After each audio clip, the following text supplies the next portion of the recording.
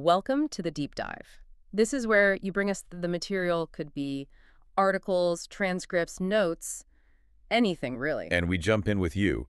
Our goal is to, well, unpack it all, pull out the key knowledge, the insights. Basically, help you get right to the heart of what matters in the information you're curious about. It's like your shortcut to being genuinely informed. Exactly. Yeah. Think of us as guides, helping you sort through it all and see what's really significant in the stuff you send us. And today, we're tackling some pretty serious topics. This comes from excerpts of a YouTube video transcript you shared. It features a discussion with former White House Press Secretary Ari Fleischer on Fox News. Right.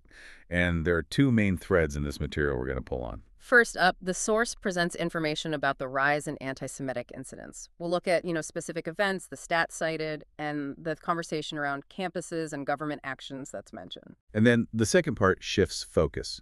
It digs into claims and an investigation discussed in the source concerning former President Biden's health and, well, questions about who is making decisions in the White House. So, quite a bit to get through. Yeah, our mission here is really to walk you through these points as presented in the source, highlighting the details and perspectives emphasized there. Okay, let's start with that first topic, anti-Semitism. The source begins with a really, just a heartbreaking event. Yeah, the killing of two Israeli embassy staff members, Joran Lashinsky and Sarah Milgram, right there in Washington, D.C., outside the Capitol Jewish Museum. They were so young, 30 and 28. And the detail in the material that just hits hard is that they were apparently about to get engaged. He'd already bought the ring. Just tragic. Absolutely awful. The source mentions a suspect, a 31-year-old man from Chicago, charged with first-degree murder. And there's a key piece of information from the investigation that's included.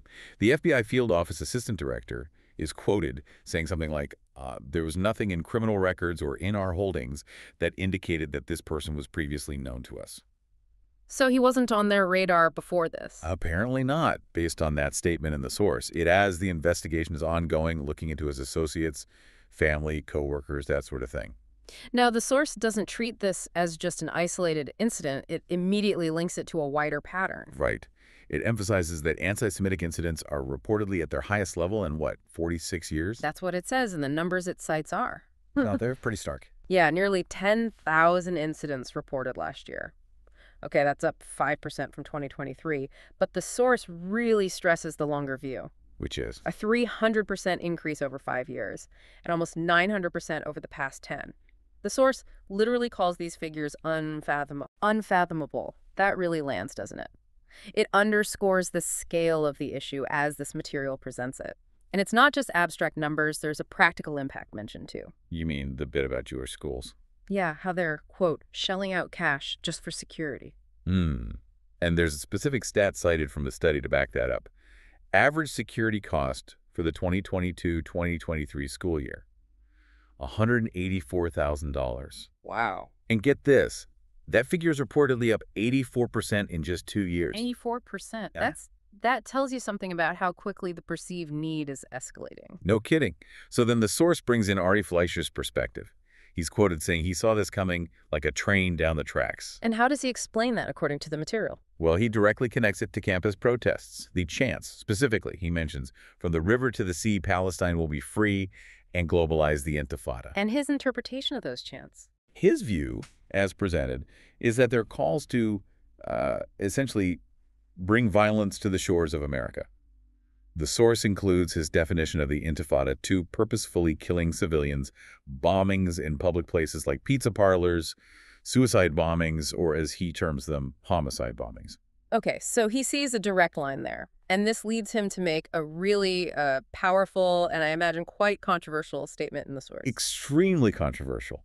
He claims, and this is a direct quote highlighted, that every one of those protesters on every campus played a role in making it possible for this deprived man to go to Washington and kill two innocent Jews. Wow, that's drawing a very direct link between campus rhetoric and this specific violent act. It is. And the source adds this idea that, well, part of the issue is that this kind of rhetoric isn't discouraged enough, though it does mention the Trump administration is trying to tackle it. How so? What does Fleischer say about that, according to the transcript? His point seems to be, changing hearts takes time. But you can change someone's immigration status. Yeah. He praises the Trump administration, saying they took it seriously early on, recognized the potential for violence where, in his view, most colleges were doing nothing about it. Okay. And the source notes something else. The perpetrator in those D.C. murders allegedly chanted, "Free, free Palestine," in a cadence like you'd hear at a protest march. Which, for Fleischer, reinforces his point that the chanting created this environment. Exactly. He concludes that part in the source by saying, flat out, it is dangerous to be Jewish in America today. And he hopes everyone across all faiths realizes this. So quite a heavy section. Hmm. It connects a specific tragedy, these alarming statistics, Fleischer's very pointed views on campus protests, and the role of government. Yeah, it paints a picture, based on this source, of a complex situation with rhetoric, violence, and institutional responses all tangled together. All right, let's shift slightly but stay within this broader topic.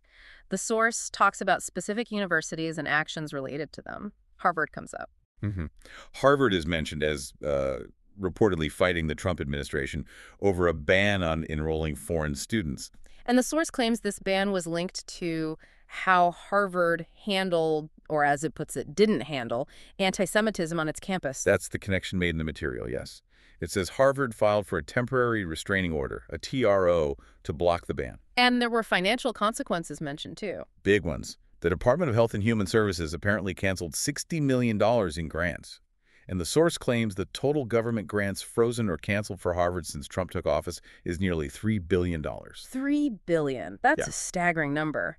How does Fleischer interpret Harvard's actions here, according to the source? Well, he questions why Harvard has so many foreign students. The figure cited is 27%. His suggestion as presented is financial. They pay full tuition, making Harvard, in his words, financially dependent on them. Implying dependency overrides other concerns. That seems to be his angle, adding, even if they are pro-Hamas people. He suggests Harvard's decision to fight the ban was driven by a liberal instinct to oppose Trump for accolades. He contrasts this with other universities. Yeah, he mentions Columbia, suggesting they see taking on the administration over protecting against anti-Semites as, quote, foolhardy. And this all ties back to the students being here on visas. Right. The source highlights the visa requirement, acknowledging you don't belong to or support a terrorist organization. So the argument presented is That if students then come here and chant on behalf of terrorists, as the source puts it, they've violated the terms of their visa and should get the boot. The material also gives a nod to Senator Marco Rubio for being tough on this. okay. So looking back at this whole first segment, based purely on this source material, what's the takeaway for you, the listener? It seems to present a deeply concerning picture of rising anti-Semitism. Definitely. Through statistics, a specific tragic event, and then it ties it into these debates about campus speech, university accountability, government action, and even immigration policy. It presents a view where all these things are interconnected in a, well, pretty volatile way. A very pointed perspective laid out in this source. Absolutely. All right, let's move to the second major topic covered in the transcript you sent.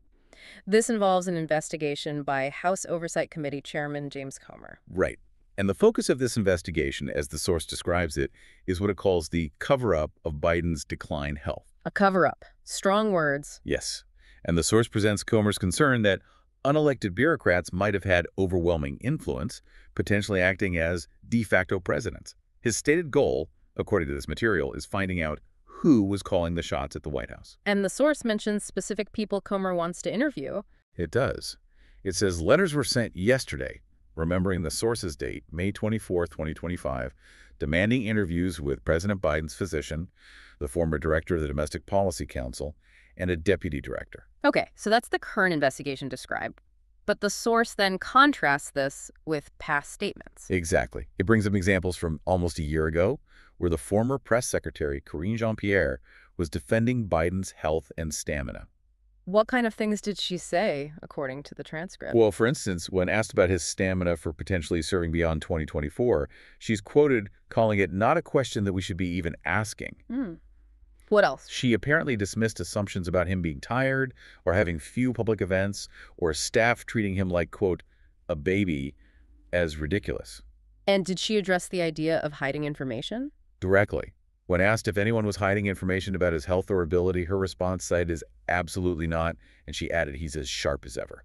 And on the specific question of a cover-up, Her reply, as presented in the source, was, there has been no cover-up. so clear denials from the past. Now, how does Ari Fleischer weigh in on this topic in the source material? Well, Fleischer connects Jean-Pierre's defenses to other reported details. He makes a claim, stated directly in the source, that Biden still doesn't know the name of his Secretary of Defense. No further context on that claim is given in the excerpt we have, but it's stated. Okay. And he links her statements to something else. Yes, he links her comments about stamina to reports, also mentioned in the source, that the White House apparently stopped Biden from using the main big stairs to Air Force One. Instead, having him use the lower stairs. Right, or interior stairs. Yeah. This is presented in the source as sort of evidence contradicting the claims of full health and vigor made previously. How does Fleischer characterize the overall situation according to this transcript? He describes the whole thing, the health situation and cover-up, as he puts it, as frightening. Frightening. And does he offer any comparisons? He does. The source includes a historical parallel he draws related to Comer's view.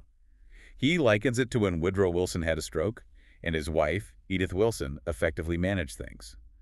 Fleischer suggests, according to this source's presentation of Comer's perspective, that this is basically what was happening inside the Biden White House. A pretty dramatic comparison. Does he criticize how this was handled by others? Yes, the material notes his criticism of the White House press corps for not digging into it more, and of the administration for, in his view, covering it up. So what's his conclusion on what should happen now? His view, presented in the source, is that congressional hearings are needed. He says it would be entirely appropriate in the national interest for Congress now to have hearings into President Biden's health when he was sick and what the doctors knew. Interesting. So it frames this as a matter of national interest and transparency. That's the angle presented. The segment ends by posing the question raised in the source discussion about who was pulling the levers of government. Referencing people mentioned in books coming out about Biden? Exactly. Mentioning those 5 or 6 people that are being talked about, and the desire expressed in the source to know who put policy together in this country. So thinking about this second section for you, the listener, what does this part of the source highlight? Well, it clearly focuses on concerns presented about leadership, presidential health, transparency, and how the White House functions. It frames an ongoing investigation raising questions about accountability and the roles of elected versus unelected officials, all based on the perspectives within this specific source. It definitely puts forward the idea, from this source's viewpoint, that there are significant unanswered questions about Biden's time in office regarding his health and who held the real power. That's certainly the narrative constructed in the material we've looked at. Okay, so that brings us to the end of this deep dive. We've unpacked the information presented in the source material you provided on 2 distinct, but pretty compelling topics. Yeah, first, that concerning rise in anti-Semitic incidents, looking at the events, the stats cited, and the debates around campuses and government actions as detailed in the source. And second, we explored the claims and the investigation discussed regarding former President Biden's health and the questions raised in the material about decision-making power within his White House. Remember, the whole point of the deep dive is to take the sources you give us, like this transcript, and help you cut through the noise to understand the core message and the key details being presented. We don't add our opinions, we just analyze what's there in the material. Exactly. And maybe here's a final thought to leave you with, building on what this source discussed. Consider how public conversations, whether they happen on college quads, in news interviews like the one excerpted here, or in congressional investigations, how these conversations both reflect the big issues facing a society. And also potentially shape them. From things as personal as community safety, right up to the fundamental mechanics of political power and who wields it. Something to think about. Definitely food for thought. Until next time, keep exploring.